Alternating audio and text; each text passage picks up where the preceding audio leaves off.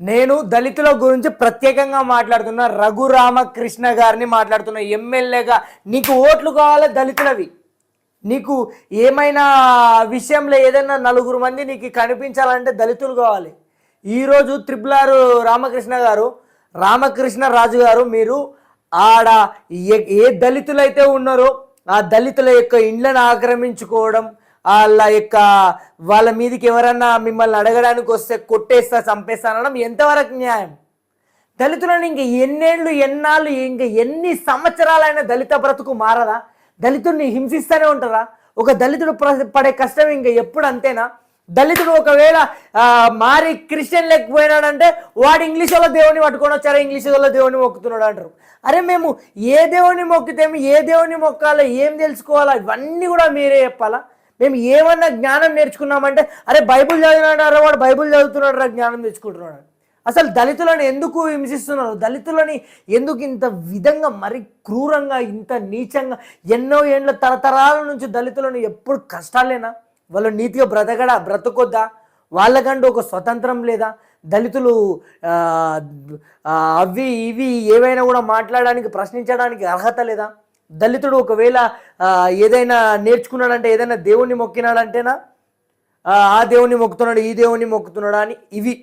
అరే దళితుడు ఏదైనా నేర్చుకుంటే ఎందుకు దళిత బ్రతుకు మారాలని చెప్పి డాక్టర్ బిఆర్ అంబేద్కర్ గారు దళితుల గురించి ఎన్నెన్నో వీళ్ళు పడిన కష్టాలు చాలు వీళ్ళ గురించి అని చెప్పి, వీళ్ళు చదువుకోవడానికి అర్హత ఉండాలని చెప్పి దళితులకి ఎన్నెన్నో కల్పిస్తే కూడా మధ్యలో ఎమ్మెల్యేలు, ఎంపీలు, ముఖ్యమంత్రులు వీళ్ళల్లా మింగేసి దళిత జాతిని ఎందుకు తొక్కేస్తున్నారు, అనగదొక్కుతున్నారు. ఇప్పుడు కూడా ఆదివాసులుగా ఉంటున్నటువంటి దళితులు ఎన్ని కష్టాలు పడుతున్నారు.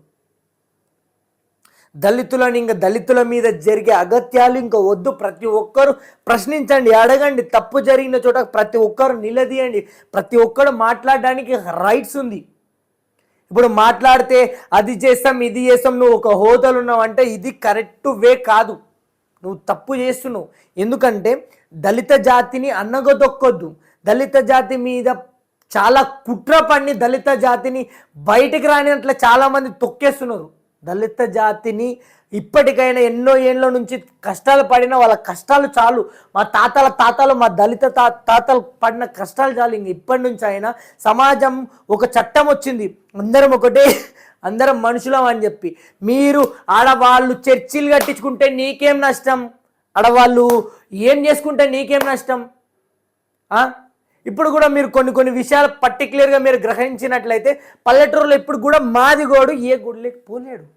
మన ఇష్టం, వాడు కట్టించుకొని ఏదైనా కానీ నమ్మి వాడు నీతిగా బ్రతకని, అవినీతిగా బ్రతకకుండా నీతి న్యాయం బ్రతకడానికి మనకి రాజ్యాంగం తెచ్చింది.